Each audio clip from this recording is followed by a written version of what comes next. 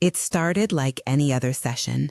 The familiar scent of lavender from her diffuser lingered in the room, mixing with the faint ticking of the small brass clock on the side table. I took my usual place on the couch, leaning back into the cushions, my body already conditioned to surrender to the routine of therapeutic vulnerability. She sat in her chair, legs crossed, notebook in hand, head slightly tilted in that practiced posture of attentive curiosity. The sunlight filtered through the blinds, casting soft lines across her face, and I remember thinking how young she looked in that moment. Too young, perhaps, to hold the things I had buried deep inside me.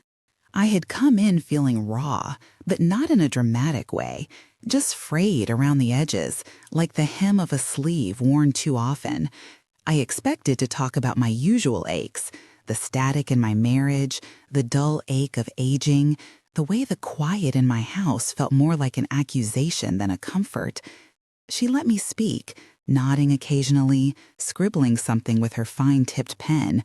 And then she asked it, the question. I don't remember the exact words, but it struck like lightning, soft at first, then spreading heat under my skin. It wasn't harsh, not even provocative.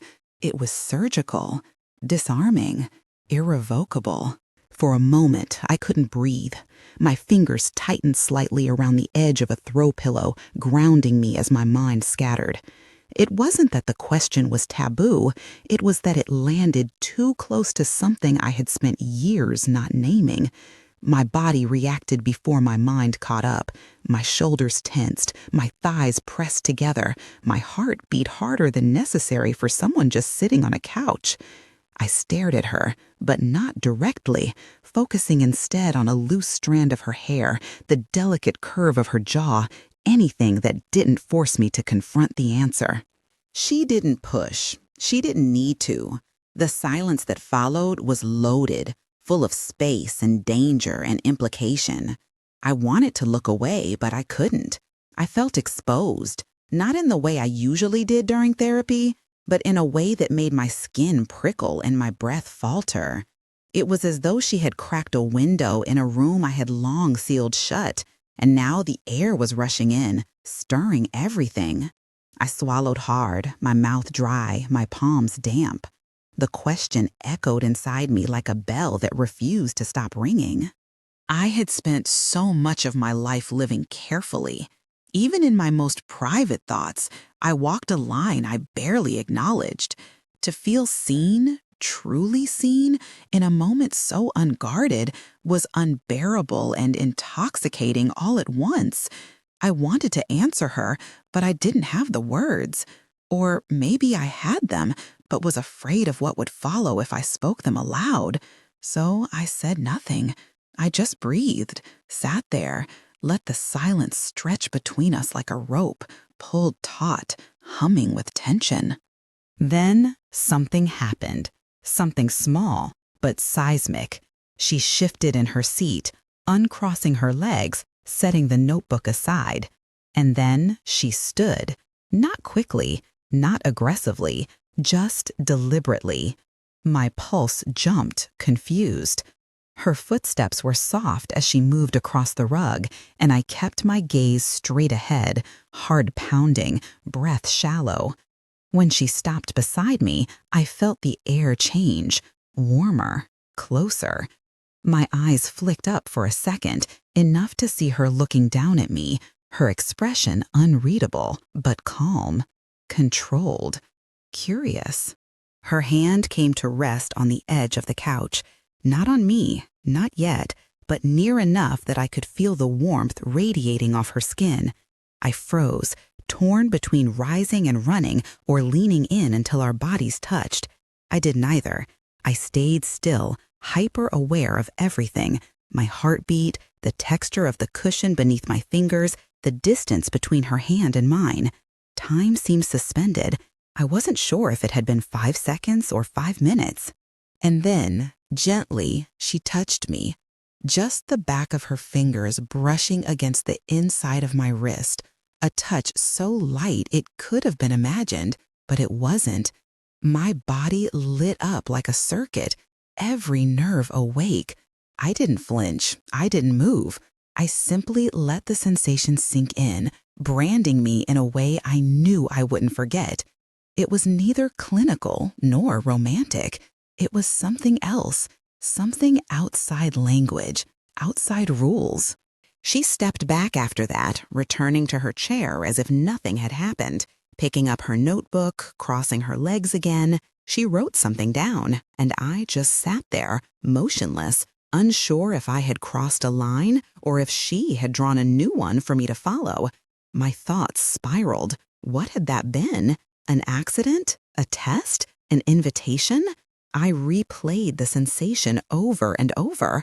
The brush of skin, the surge of heat, the part of me that had leaned into it, even as the rest of me screamed to run. When the session ended, she offered a neutral nod. Her voice was steady, professional, as she reminded me of our next appointment. I nodded back, lips pressed together, gathering my things with trembling fingers. As I stood, I felt the weight of what had just passed between us hanging in the air like a cloud too heavy to release its storm. I didn't know if I should say something. I didn't. I simply left. Outside, the sky was gray, the kind of overcast that makes you forget what time of day it is. I got into my car, shut the door, and just sat there. My hands gripped the steering wheel, but I didn't turn the key. My breath came in short, shallow bursts. My chest ached, not from pain, but from want, from confusion, from something ancient stirring beneath the layers of who I thought I was. I touched the place on my wrist where her fingers had grazed me. My skin still burned, and I knew, deep down, I wouldn't be able to return to our sessions the same way again. Something had shifted, quietly, radically, and I wasn't ready to name it. But I couldn't deny that it had begun. The days that followed were deceptively normal. I returned to her office the next week as if nothing had happened, wearing the same guarded expression I always did, the same neutral smile, the same slacks that never wrinkled. But under the surface, everything had shifted. I could feel it in the way my breath shortened the moment I stepped into the building, in the way my palms grew warm at the sound of her voice. The room hadn't changed, but I had. Something had lodged itself inside me and begun to spread, quietly, without resistance. She greeted me like always, but I noticed the slight delay in her gaze, the way her eyes moved over my face, then lingered just a moment too long. It could have meant nothing, but now I was reading into everything. The soft click of her pen, the curve of her wrist when she jotted notes, the silence that stretched after certain questions. Her voice no longer soothed me. It stirred something far more complex. It wasn't desire in its purest form. It was anticipation, tension, that slow rise of pressure that builds before anything happens at all. I found myself dressing differently for our sessions. Not dramatically, just enough. Slightly lower necklines, sleeves that showed more wrist, lipstick that leaned towards softness instead of armor. It wasn't conscious at first, but over time it became a ritual. I would look at myself in the mirror before leaving the house and ask questions I never would have considered a month earlier. Was this too much? Not enough? Would she notice? And if she did, what then? I told myself it was curiosity, just a harmless wondering, but the truth had more teeth than that. The way she sat changed too, or maybe I just became aware of it. She no longer remained at a strict angle across from me. Sometimes her knees pointed slightly toward mine. Her shoulders relaxed in a way that felt less clinical. She never touched me again, not like before, but her presence pressed closer now, as though our shared space had shrunk. Her scent hung thicker in the room, citrus and musk, warm and impossible to ignore. When she crossed her legs, I looked. When she uncrossed them, I imagined things I shouldn't have. Every session became an exercise in restraint I wasn't sure I still possessed. The way I spoke changed. I began to hold things back, not out of mistrust, but to see if she would notice. I gave her glimpses instead of confessions. She responded with deeper questions, ones that grazed the edge of places I'd locked away. Her voice dipped lower, her pauses grew longer, and the way she said my name, it was slower now, almost reverent. I started to crave that sound. It became a kind of private liturgy, something only we understood. Outside of the office, she crept into my thoughts at random times, folding laundry, driving through the neighborhood, brushing my teeth. I'd replay that moment, her fingers grazing my wrist, again and again like a scene from a forbidden film.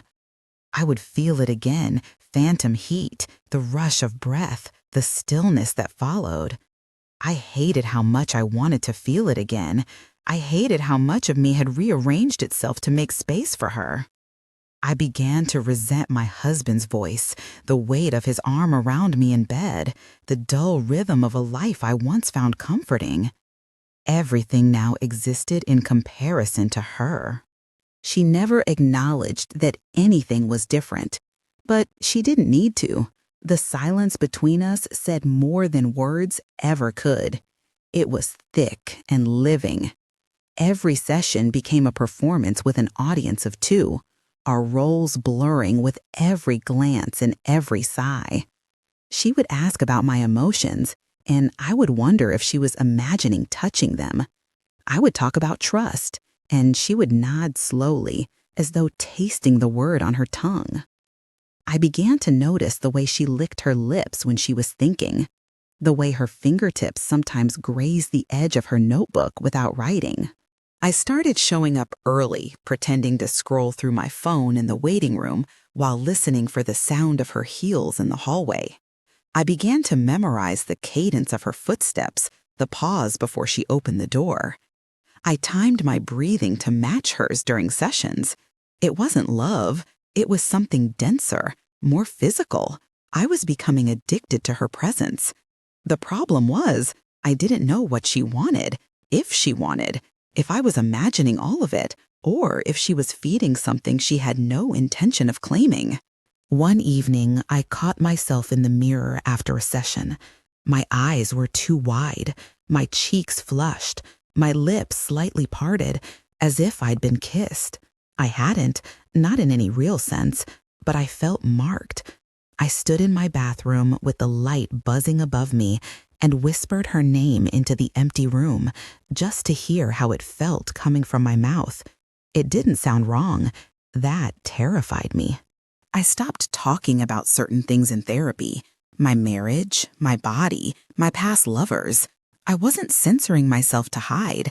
I was preserving those details for her in another way, not to be analyzed, but to be discovered. She became the backdrop for my fantasies. I imagined her standing behind me in the kitchen, her breath on my neck. I imagined her reaching for me in the middle of the night, her hand finding mine under the sheets. I imagined her looking at me, not with curiosity, but with hunger. And then I hated myself for it, for letting this invade the space that was meant to heal me. But I couldn't stop.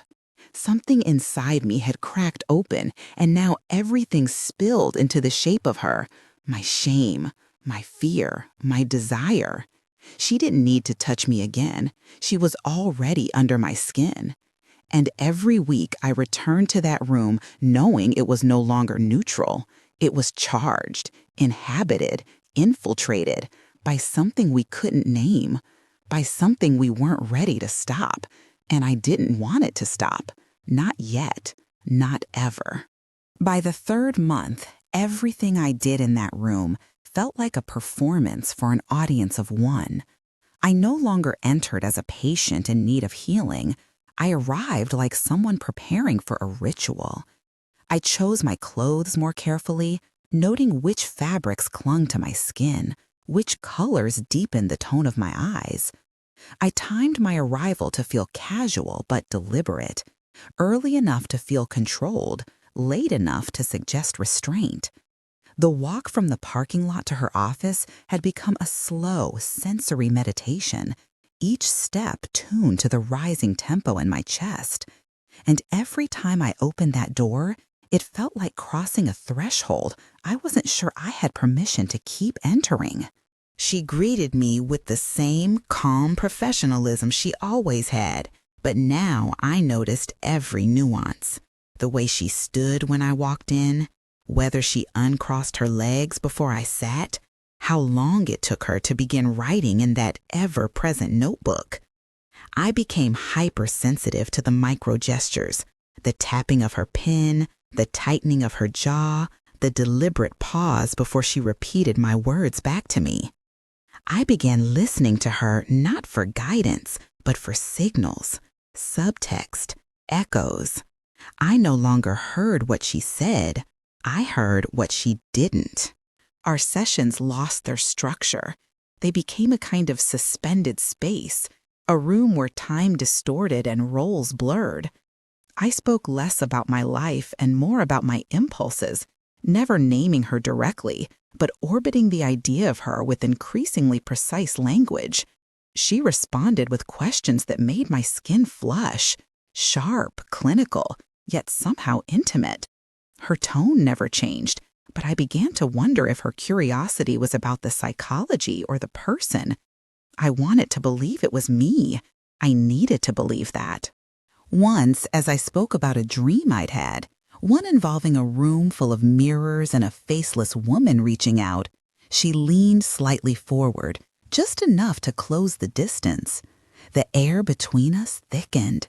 My body reacted before I realized what had happened, my voice catching for a split second as her gaze locked onto mine. It lasted no more than a breath, but it unraveled something in me. After that, I stopped dreaming of mirrors. I started dreaming of hands, skin, her. I noticed the door. I always noticed it. Whether it was fully closed, whether she locked it, whether she hesitated before turning the latch. One day, it clicked shut a little louder than usual, and the sound vibrated through me like a drumbeat. She didn't look at me when she did it. She simply walked back to her chair and crossed her legs.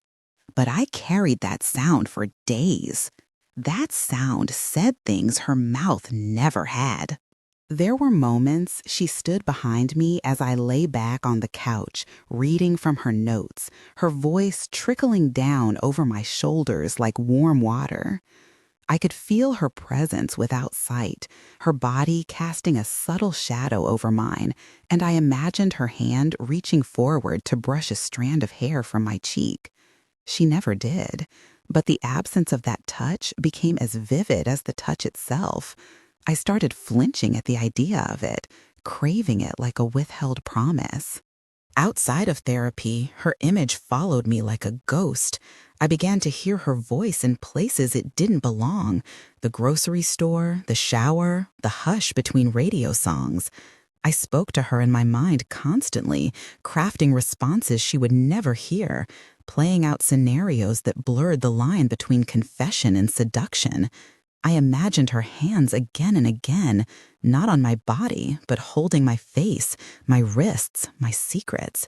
The fantasy was never just erotic, it was devotional. I had made her sacred.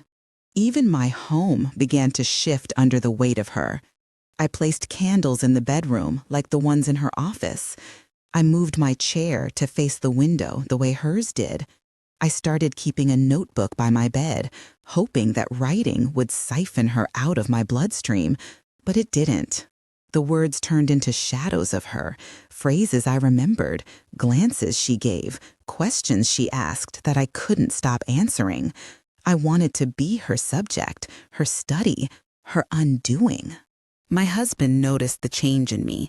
He didn't name it, but his hands grew colder, his silences longer. I turned away from him at night, my thoughts full of someone else's mouth. I kissed him less. I laughed less. But I lived more vividly in the hours I spent with her, even in stillness, even in silence. It was in her presence that I remembered I had a body, a pulse, a hunger that didn't want to be tamed. I began to wonder if she was aware of the power she held over me, or if I had projected it all onto her like a desperate, aging woman chasing illusion. But then she started to echo my language. She repeated my words back to me, slowly, her mouth shaping them as if they were precious. I once described a longing as a knot in my chest tied by invisible hands. She looked up from her notebook and said the phrase aloud. Her voice was low, almost tender. I shivered. Nothing physical happened, nothing explicit, and yet everything between us felt soaked in implication. Her hand lingered on the armrest. Her eyes dropped to my mouth when I spoke. She laughed once, gently, and the sound wrapped around me like silk. I didn't need her to say anything. I was already reading between the lines, and in every silent pause, I heard a whisper meant only for me.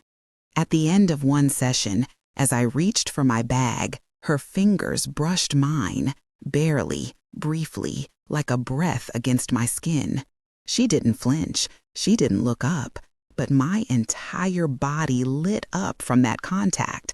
I walked out into the cold, wind biting at my face, my hands trembling not from the chill, but from the echo of that moment.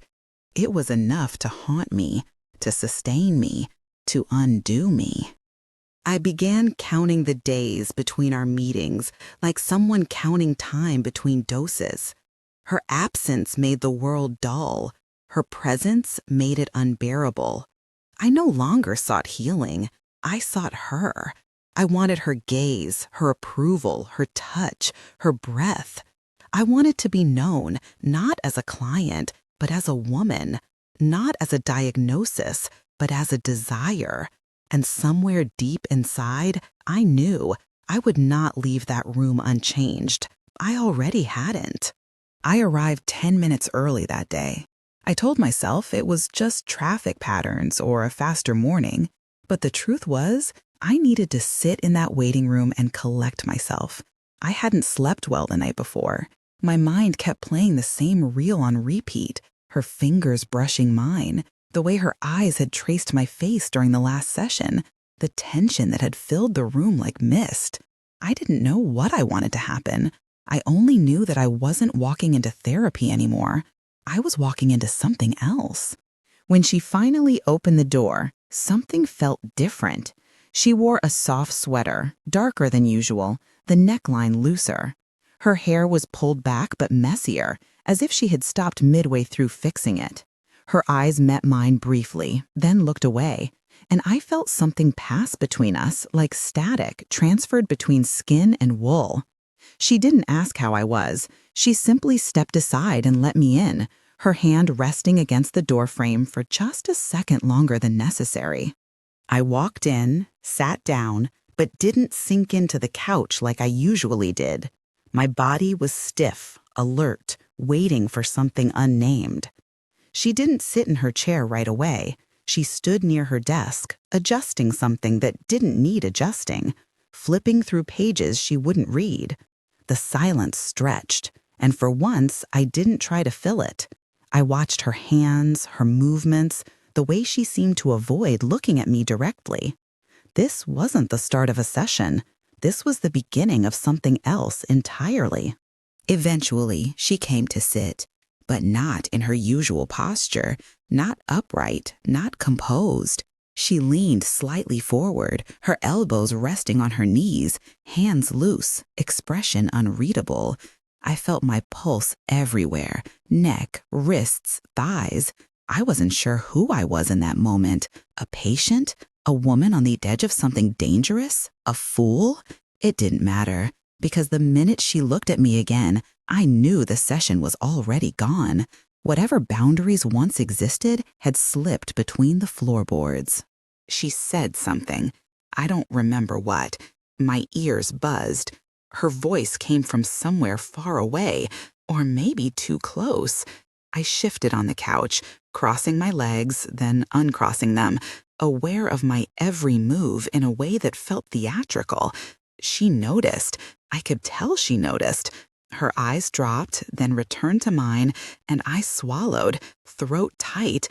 I felt hot, not just flushed, but exposed, lit from within, as if I'd stepped into the center of a spotlight I hadn't meant to find. She leaned back and folded her arms, but the tension remained, vibrating between us. The air felt thick. My clothes felt wrong. Too much, too little. I wanted her to say something that would reset the balance. I wanted her to break the spell or name it. Instead, she stood again, walked past me, not close enough to touch, but close enough that I could feel her movement in the air. I closed my eyes for a second and tried to breathe, but even that felt like a betrayal. Of what? I didn't know. She didn't return to her chair. She stood near the bookshelf, pretending to read the spines, one hand resting on her hip. I watched her, helplessly. My mind was empty and full all at once. I thought of the last time I had been touched. Not by her, not by anyone, not really. I thought of the ache I had carried for years, the way I had learned to live without being seen. And then I thought of her fingers on my wrist, just that, and how nothing had felt the same since. Minutes passed, maybe more. There was no clock in the room.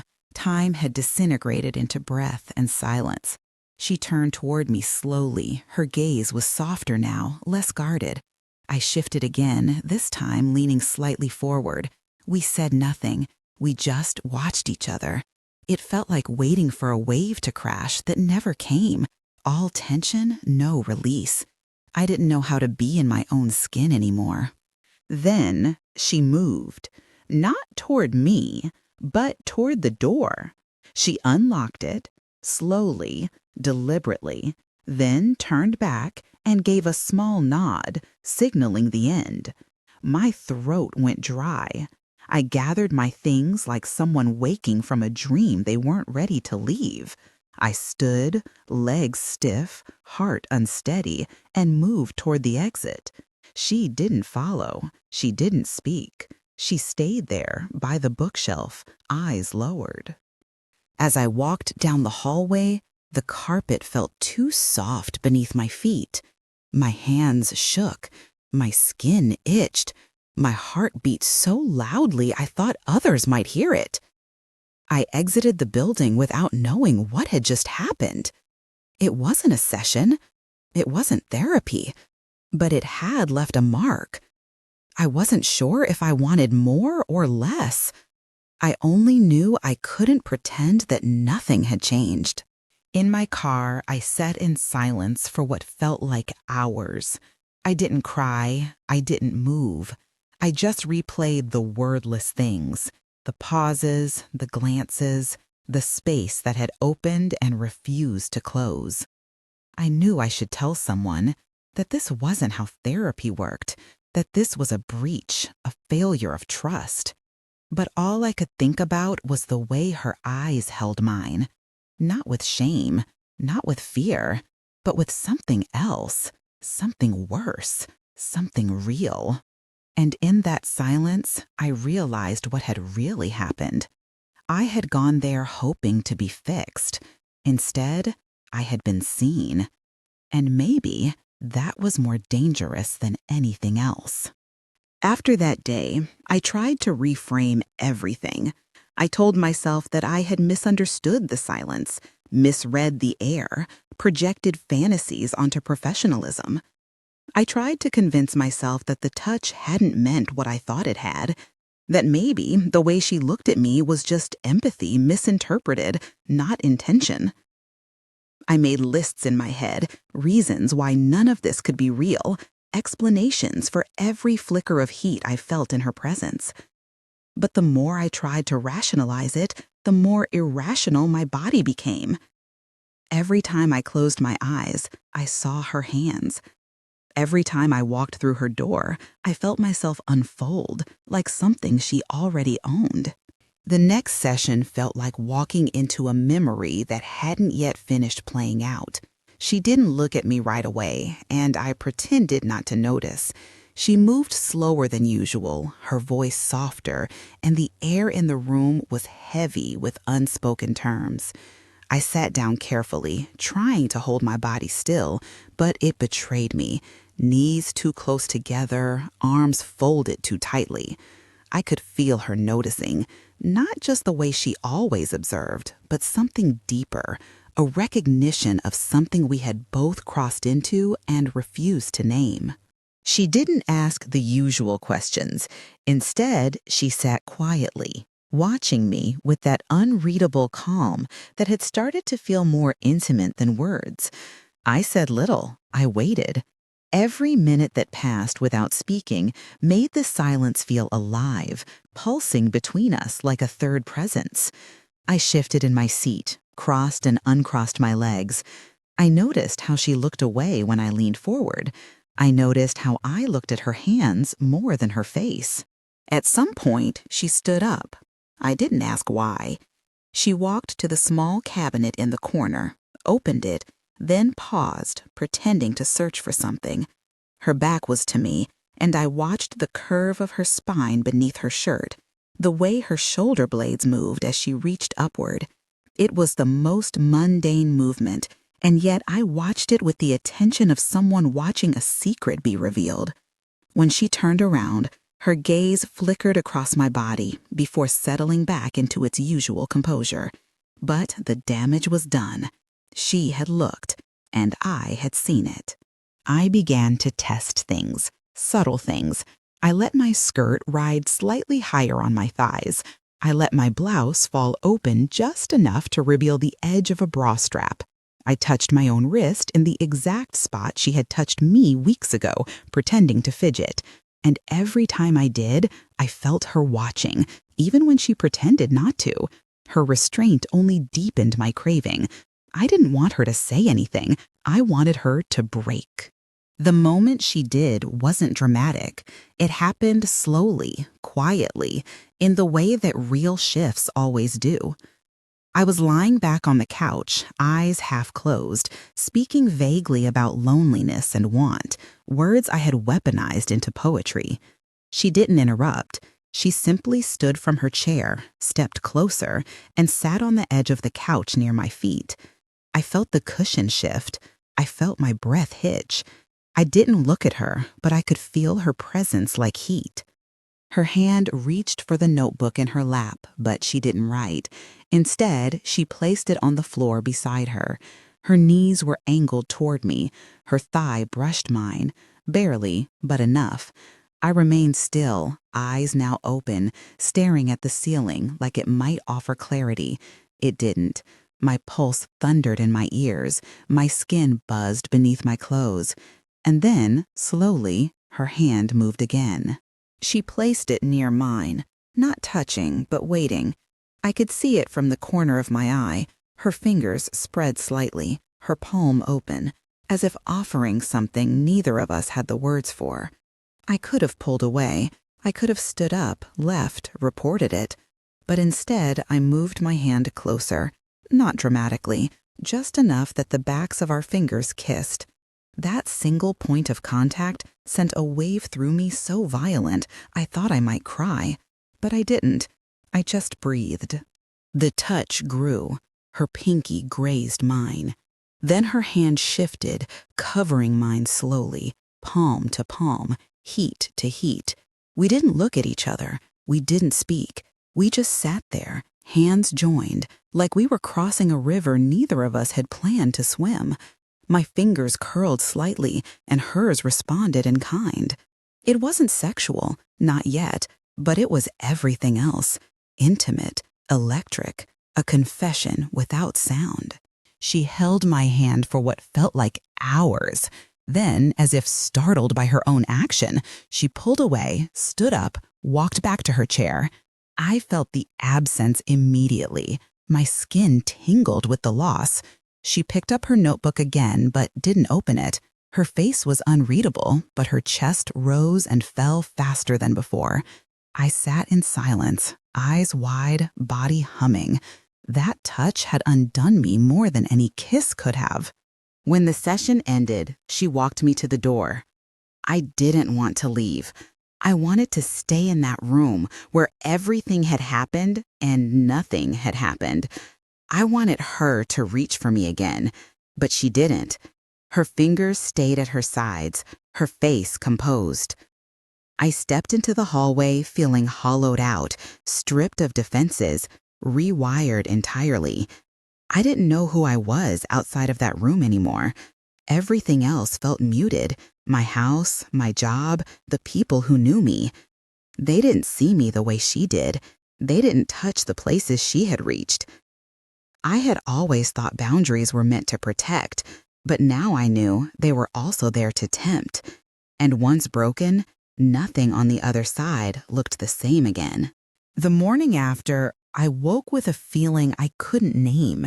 It wasn't guilt. Guilt would have required the belief that I had done something wrong. What I felt was more like displacement, as if I had walked out of one version of my life and stumbled into another without any map back. The sheets still held the shape of my body, but I felt like a stranger beneath them. I sat up slowly, as if the weight of the night before had settled in my spine, pressing down with a quiet finality.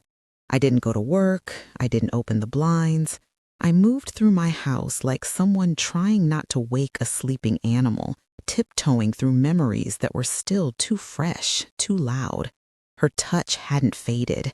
It clung to my skin like scent, like heat, and no amount of showering could scrub it away.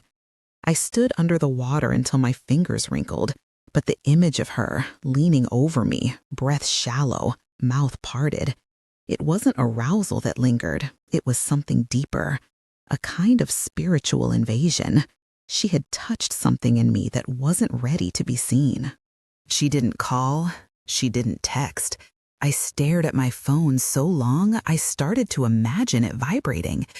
I thought of reaching out, of sending something vague and cautious, but every draft I typed felt too desperate, too revealing. I deleted them all. I couldn't risk her reading my need between the lines. I was afraid she'd recognize how unguarded I had become, and worse, I feared she wouldn't respond at all. When I returned the following week, the building felt different. The lights in the hallway were too bright. The air smelled like antiseptic and artificial flowers. I walked slowly, as if the floor might collapse beneath me. When I reached her door, it was already ajar. That had never happened before. I pushed it open gently, expecting her smile, her familiar stillness. Instead, she stood at the window with her back to me, arms folded, posture stiff. She didn't turn when I entered. She only gestured toward the chair, not the couch, not where I always sat, the chair in the corner, near the bookshelf, the one no one ever used. I obeyed, numb and confused, sinking into the cushion like someone taking a seat at a trial. She remained by the window for another full minute before finally sitting across from me, notebook closed, hands folded in her lap. Her face was blank. Not cold, not warm, just unreadable. I searched her eyes for something, acknowledgement, regret, even desire, but there was nothing there, only distance, carefully constructed, professionally reinforced distance. When she finally spoke, it wasn't her voice, not the voice I had known. It was clinical, measured, as if reading from a script. She told me she had consulted a supervisor, that the integrity of the therapeutic relationship had been compromised, that it would be unethical to continue. Her words were wrapped in softness, but they landed like stones. I nodded, trying to stay composed, but inside I unraveled. Every syllable drove a wedge between us, not because of what she said, but because of what she refused to say.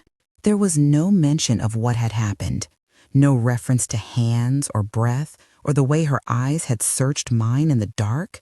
She erased it all with a few careful sentences, tucked it neatly into the folds of policy and best practices. I wanted to scream, to ask if it had meant nothing, if I had invented it, But I knew better. That would have given her the power to deny it outright, and I couldn't survive hearing her lie. So I sat there, listening to her close the door on something that had never truly opened. I tried to match her restraint, but my chest burned. My body ached in places only she had touched. When she finished, she offered to refer me to someone else, a colleague, a safe, respectable professional. I smiled politely and declined. I told her I'd be fine. I told her thank you. My voice didn't tremble, my face didn't crack, but something inside me shattered. I walked out slowly, aware of every step. The hallway was empty, the receptionist gone. I didn't look back. I couldn't. Because if I did, I might have begged. I might have dropped to my knees and asked her why she let me fall so far only to let go. The silence followed me out into the parking lot like a ghost. I sat in my car for a long time before starting the engine. The sun had dipped low, casting everything in the same pale gray that had become her. Weeks passed, then months. I didn't find another therapist. I didn't talk about it with anyone. It became my secret, my sickness, my scar. I carried her inside me like a stain that wouldn't wash out. Every time I passed someone with her hairstyle, my stomach turned. Every time I heard her name, I flinched. I hated her. I missed her. I wanted to disappear. One night, long after everything had ended, I dreamt of her. We were in that same room, only reversed. She was on the couch. I was standing. She looked up at me, eyes full of something close to sorrow, and reached for my hand. This time, I pulled away. I woke up sweating, heart racing, and for the first time, I realized the truth.